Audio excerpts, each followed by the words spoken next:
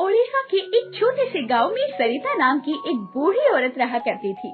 वो जगन्नाथ जी की बहुत बड़ी भक्त थी। छोटी जात से होने के कारण गांव के लोग उसे हीन दृष्टि से देखा करते थे। सरिता ने अपने घर में ही जगन्नाथ जी की एक छोटी सी मूर्ति रख रखी थी, जिसकी वो रोज पूजा किया करती और जगन्नाथ जी को भोग भी लगाती थी। परिवार में कोई न होने के कारण सरिता एक सेठ जी के यहाँ झाड़ू पोछे का काम किया करती थी और बदले में जो भी उसे पैसे मिलते उससे वो अपना गुजर बसर किया करती थी। सरिता, अरे ओ सरिता, आजकल तेरा काम में बिल्कुल भी मन नहीं लगता है। देख, यहाँ पर कचरा पड़ा हुआ है, कैसी सफाई करती है तू? मालकिन, गलती से रह गया होगा, मैं अभी साफ कर देती हूँ। अरे कितनी बार इनको कहा है कि इस बुढ़िया को काम से हटाकर किसी और को रख लो, लेकिन पता नहीं इन्हें इस बुढ़िया का काम ही क्यों पसंद आता है। सरिता की सेठानी उसे बिल्कुल भी पसंद नहीं किया करती थी और हर काम में नुक्स निकालती थी और उसे खरी खोटी सुनाया करती। तो वही सेठानी की बेटी रिया को ये सब अच्छा नहीं लगता था, इसीलिए वो सरिता की हमेशा मदद किया करती। सरिता भी उसे अपनी पोती समान ही मानती थी। एक दिन सरिता को काम पर आने में देर हो जाती है। अरे आओ आओ महारानी, बड़ी जल्दी आ गई।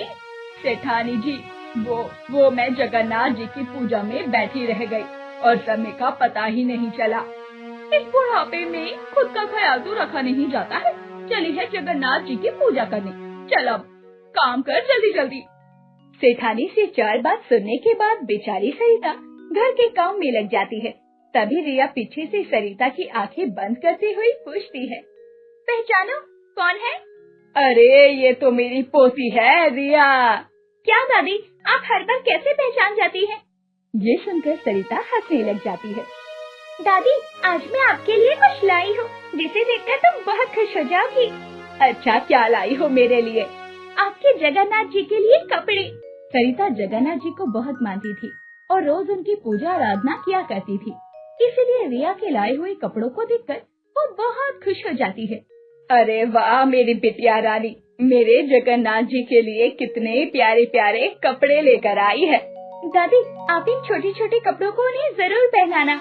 हाँ हाँ जरूर, आज शाम को ही मैं अपने जगन्नाथ जी को ये नए कपड़े पहनाकर भोग चढ़ाऊंगी। जल्दी जल्दी अपना काम समेटकर सरिता घर के लिए निकल जाती है और अपने घर के मंदिर में लाए हुए उन कपड़ों को रखते हुए कहती है, हे प्रभु, देखिए मेरी पोती रिया ने आपके लिए कितने प्यारे कपड़े भिजवाए हैं। ऐसा कहकर सरिता जगन्नाथ जी की मूर्ति को वो कपड़े पहना देती है। मैं अभी आपके लिए भोग की खीर बनाकर लाती हूँ। मैं आई, हाँ अभी आई प्रभु। सरिता तुरंत ही रसोई घर में जाती है और खीर बनाकर ले आती है। इसके बाद वो एक कटोरी में खीर रखकर भगवान जगन्नाथ जी को चढ़ाती हुई बोलती है, प्रभु मुझ अभागन को क्षमा कीजिएगा, मैं रोज आपको बस ये खीर का ही भोग लगाती हूँ और लोगों की तरह कभी अच्छे अच्छे पकवान नहीं खिला पाती। मेरा बहुत मन करता है कि आपके मंदिर आकर आपको प्रसाद चढ़ाओ, लेकिन मेरा भाग्य तो देखो, पता नहीं कब मुझे ये सौभाग्य मिलेगा। ऐसा कहकर सरिता भगवान जगन्नाथ के पास बैठकर रोने लग जाती है। सरिता के वहाँ से जाते ही अपने आप ही किसी चमत्कार के जैसे सारी खीर खत्म हो जाती है। अगली सुबह जब सरिता भोग की कटोरी धोने जाती है तो देखती है कि कटोरी में खीर है ही नहीं। अरे देखो तो, रोज की ही तरह लगता है इस बार भी कोई चूहा सारी खीर चट कर गया। चलो कोई बात नहीं, मैं तो यही समझूंगी कि मेरे आराध्य प्रभु जगन्नाथ जी ने मेरी चढ़ाई हुई खीर खा ली। इसके बाद सरिता जल्दी जल्दी सेठ जी के यहाँ काम करने चली जाती है। अरे सरिता, कल हम लोग जगन्नाथ जी के मंदिर जा रहे हैं, तो घर का सारा काम टाइम पर खत्म कर लेना, समझी? माँ, क्यों ना हम सरिता दादी को भी अपने साथ लेकर चलते हैं? वैसे भी दादी जगन्नाथ जी की बहुत बड़ी भक्त है। हाँ हाँ, क्यों नहीं सरिता, तुम भी चलो कल हमारे साथ। ये सुनकर सेठानी को बहुत तेज गुस्सा आता है और वो बोलती है, अरे आप दोनों बाप बेटी पगला गए हो क्या? हमारे घर में काम करने वाली औरत को आप हमारे साथ भगवान जगन्नाथ जी के मंदिर लेकर जाएंगे? अरे भाग्यवान, प्रभु जगन्नाथ जी की नजर में कोई छोटा बड़ा नहीं होता, वो तो बस भक्ति के भूखे होते हैं। सरिता क्या कहती हो, चलोगी हमारे साथ? ये सब सुनकर सरिता के हाथ पांव कांपने लगते हैं और वो सेठ जी से बोलती है, सेठ जी, ये तो आपका बहुत बड़ा उपकार होगा, जिन्हें आज तक मैं सिर्फ अपने घर में ही पूजती आई, उनके दिव्य दर्शन हो पाएंगे। ठीक है, फिर तो ये तय रहा, तुम कल सुबह जल्दी आ जाना, हम सब साथ में ही चलेंगे। ये खुशखबरी सुनकर सरिता खुशी से पूरी नहीं समा रही थी और चारपाई पर लेटी हुई सिर्फ और सिर्फ जगन्नाथ जी के बारे में ही सोच रही थी। मैं कितनी भाग्यशाली हूँ कि आखिरकार मुझे अपने आराध्य के दर्शन करने का मौका मिल रहा है। कल सुबह जल्दी उठकर मैं उनके लिए खीर बनाऊंगी और मेरे प्रभु को खीर का भोग भी चढ़ाऊंगी। अगली सुबह जल्दी उठकर सरिता खीर बनाती है और अपने सेठ के घर पहुंचती है। इसके बाद सभी लोग गाड़ी में बैठकर जगन्नाथ जी के मंदिर के लिए निकल पड़ते हैं। मंदिर पहुंचकर सभी एक दुकान से प्रसाद लेने लग जाते हैं। तभी सेठ जी उससे पूछते हैं, अरे सरिता, क्या तुम्हें भगवान जगन्नाथ जी को प्रसाद नहीं चढ़ाना? जाओ प्रसाद खरीद लो। मालिक, वो अरे जो बोला है जल्दी बोल, समय है हमारे पास। मालिक, मालकिन, वो दरअसल मैं रोज अपने घर में जगन्नाथ जी को अपने हाथ की बनाई हुई खीर का भोग चढ़ाती हूँ और हर सुबह वो खीर गायब हो जाती है। मुझे लगता है कि मेरे प्रभु को मेरे हाथों की खीर बहुत पसंद है, इसीलिए आज भी मैं उनके लिए खीर बनाकर लाई हूँ। तभी सेठानी मुंह बनाते हुए बोलती है, लो, अब यही कहानी सुनना बाकी रह गया था। भगवान जगन्नाथ सारे स्वादिष्ट पकवान छोड़कर इस गरीब के घर की खीर खाने आएंगे। कि तभी रिया वहाँ आ जाती है। दादी दादी, मुझे बाथरूम जाना है। अच्छा, अभी चलती हूँ। मालकिन, आप लोग इसे लेकर आगे बढ़िए, मैं अभी बिटिया को लेकर आती हूँ। ऐसा कहकर सरिता भोग का डब्बा सेठानी को दे देती है और रिया को लेकर बाथरूम में चली जाती है। तभी मौके का फायदा उठाकर सेठानी बोलती है, सुनिए जी, पता नहीं इस बुढ़िया को रास्ता समझ में आएगा भी कि नहीं, मैं इन्हें लेकर आती हूँ, आप आगे बढ़िए। तुम भी ना? अच्छा ठीक है, तुम उन लोगों को लेकर जल्दी आना। ऐसा कहकर सेठ जी आगे बढ़ जाते हैं। सेठानी मौके का फायदा उठाकर सरिता का डब्बा खोलती है। बड़ी आई जगन्नाथ जी को खीर खिलाने वाली, अब देखती हूँ कैसे तेरे जगन्नाथ जी खीर खाते हैं तेरी। ऐसा कहकर वो डब्बे में रखी हुई सारी खीर निकालकर फेंक देती है और बदले में कंकड़ पत्थर उसमें भर देती है। सामने से रिया और सरिता भी चले आते हैं। ले पकड़ तेरा डब्बा, उसे पकड़ा नहीं जाता। और फिर सभी मंदिर की ओर बढ़ने लग जाते हैं। मंदिर के दरवाजे पर खड़े पंडित जी को सरिता वो डब्बा देती हुई कहती है, मेरे प्रभु जगन्नाथ जी को ये भोग चढ़ा दीजिए पंडित जी, मैंने बहुत प्यार से उनके लिए ये प्रसाद बनाया है। और फिर सरिता जगन्नाथ जी की मूर्ति को टुकुर टुकुर देखने लगती है। अपने आराध्य की मूर्ति देखकर सरिता की आंखों में आंसू भर आते हैं और वो जोर जोर से भगवान जगन्नाथ जी के जयकारे लगाने लग जाती है। जय जगन्नाथ जी, जय जगन्नाथ जी। पुजारी जी पूजा कर सभी को चढ़ाई हुई प्रसाद वापस देते हैं, जिसे लेकर सभी मंदिर से बाहर आते हैं। तभी सेठानी कहती है, अरे सरिता, देख तो सही, तेरे प्रभु ने तेरी बनाई हुई खीर को स्वीकार किया भी कि नहीं। ऐसा कहकर सेठानी मन ही मन मुस्कुराने लगती है, क्योंकि उसने डब्बे में खीर के बदले कंकड़ पत्थर जो भर दिए थे। लेकिन जब सरिता डब्बा खोलती है तो इसमें सिर्फ थोड़ी सी ही खीर बची हुई थी। ये देखकर रिया कहती है, देखो दादी, हमेशा की तरह जगन्नाथ जी ने तुम्हारी बनाई हुई खीर को चट कर दिया। हाँ बेटिया, आज मेरा जीवन सफल हो गया, मैं बहुत खुश हूँ बेटिया, बहुत खुश। जय जगन्नाथ जी, जय जगन्नाथ जी।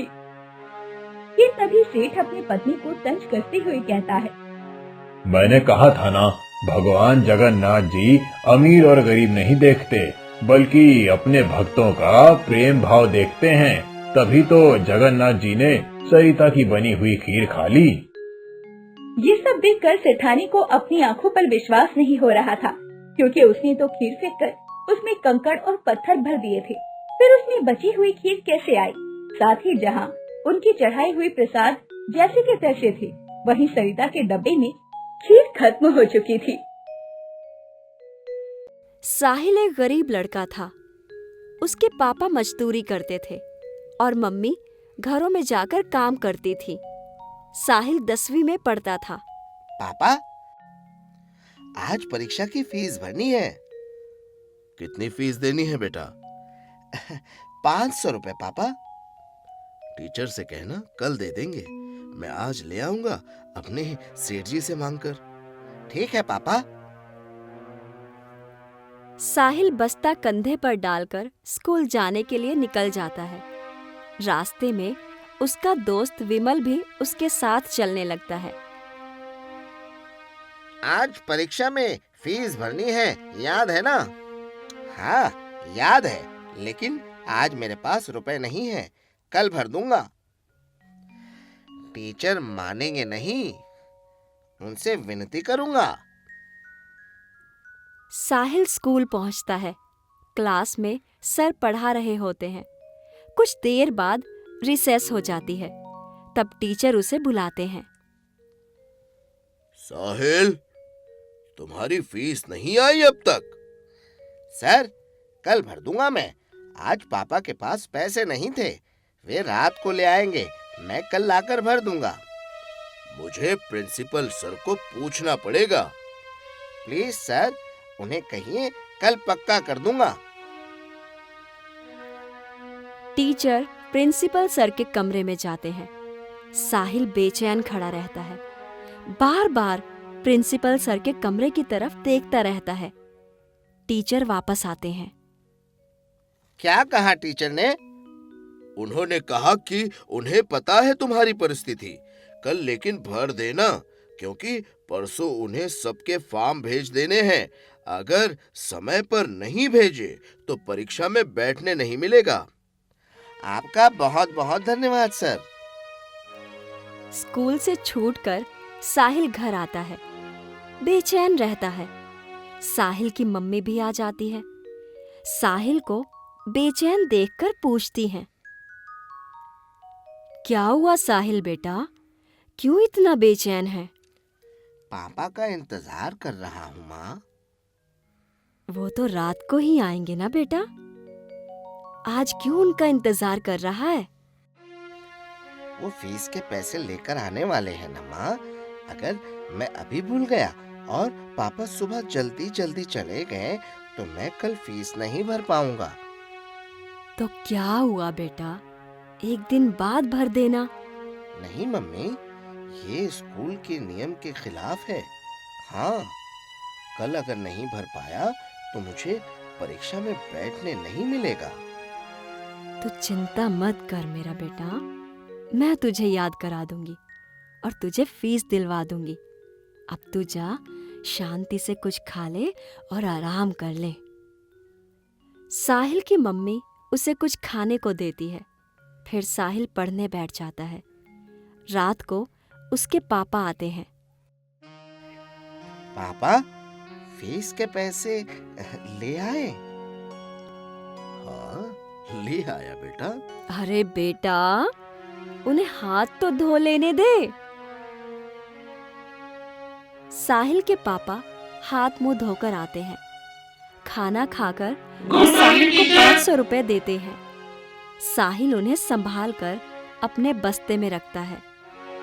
सुबह जब स्कूल जाने के लिए निकलता है तब उसकी मम्मी कहती है,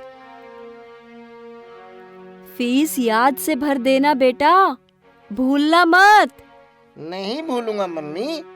साहिल खुशी खुशी अपने दोस्त विमल के साथ स्कूल की तरफ जा रहा होता है। तभी देखता है कि सामने से आ रही एक कार एक बुजुर्ग को ठोकर मारकर चली जाती है। वो दौड़कर उनके पास पहुंचता है। सुबह का वक्त था, इसलिए ज्यादा लोग नहीं थे आसपास। वो देखता है कोई मदद के लिए नहीं आता। वो देखता है बुजुर्ग आदमी के सर में से बहुत ज्यादा खून निकल रहा है। वो करहा रहे होते हैं। वो विमल से पूछता है, विमल, तेरे पास फोन है? नहीं, क्यों? एम्बुलेंस को फोन करते हैं। साहिल देखता है वो बुजुर्ग आदमी बेहोश हो जाते हैं। वो जल्दी से एक रिक्शे वाले को रोकता है, उससे मदद मांगता है। रिक्शा वाला उन्हें उठाकर रिक्शा में बिठाता है और साथ चलने के लिए कहता है, मुझे तो स्कूल जाना है, देर हो जाएगी। ठीक है, तू जा, सर से कहना मुझे देर हो जाएगी, मैं इन्हें पास के किसी अस्पताल छोड़कर आ जाऊंगा। हाँ, ठीक है। विमल चला जाता है। रिक्शा वाला उन्हें पास के एक अस्पताल में ले जाता है। साहिल रिक्शा वाले को पैसे दे देता है। बुजुर्ग आदमी को अस्पताल वाले जल्दी से अंदर ले जाते हैं। डॉक्टर चेक करके कहते हैं, जल्दी से ये इंजेक्शन ला दो, बाहर ही दवाई की दुकान है। साहिल अपनी फीस के पैसे से इंजेक्शन और दवाई लाकर दे देता है। डॉक्टर्स बुजुर्ग को इंजेक्शन लगाकर पट्टी कर देते हैं। डॉक्टर साहब, मेरे पास और पैसे नहीं हैं। आप ये कौन है पता करके इनके घर से किसी को बुला लीजिए ना प्लीज। तो तुम कौन हो? मैं तो इनका कोई नहीं हूँ। मैं स्कूल जा रहा था तो रास्ते में इनका एक्सीडेंट देखा तो यहाँ ले आया। कौन से स्कूल में पढ़ते हो तुम? हाँ, यही पास में गांधी स्कूल में। मेरा नाम साहिल है। डॉक्टर उस बुजुर्ग के जेब में देखते हैं तो उन्हें एक मोबाइल मिलता है। वो उसमें नंबर चेक करते हैं। बुजुर्ग के बेटे का नंबर मिलता है। वो फोन कर उसे बुला लेते हैं। तुम जा सकते हो साहिल, इनके घर में मैंने फोन कर दिया है, वो भी आ जाएंगे। साहिल वहां से निकलकर सोचते हुए अपने स्कूल की तरफ जाने लगता है। वो सोच रहा होता है कि अब अपनी फीस कैसे चुकाएगा। उसे इस साल परीक्षा में बैठने नहीं दिया जाएगा। वो सोचते सोचते स्कूल पहुंच जाता है। स्कूल में पहले वो सीधा टीचर के कमरे में जाता है। उन्हें सारी बात बता देता है। मैं प्रिंसिपल सर से बात करके तुम्हें एक दिन और दिलवा दूंगा। तुमने बहुत अच्छा काम किया है साहिल, किसी अजनबी की मदद करके। लेकिन सर, कल मैं नहीं ला पाऊंगा फीस। हम गरीब हैं। पापा ने बड़ी मुश्किल से पैसे इकट्ठे किए थे। अब तो वो कल ही दोबारा नहीं दे पाएंगे। फिर तो तुम परीक्षा में नहीं बैठ पाओगे साहिल। सर, 2-3 दिन में मैं जमा करवा दूंगा सर। प्रिंसिपल नहीं मानेंगे बेटा। तभी पीछे से आवाज आती है, प्रिंसिपल मान जाएंगे। सर और साहिल दोनों देखते हैं। दरवाजे के पास एक व्यक्ति खड़ा था। आप कौन?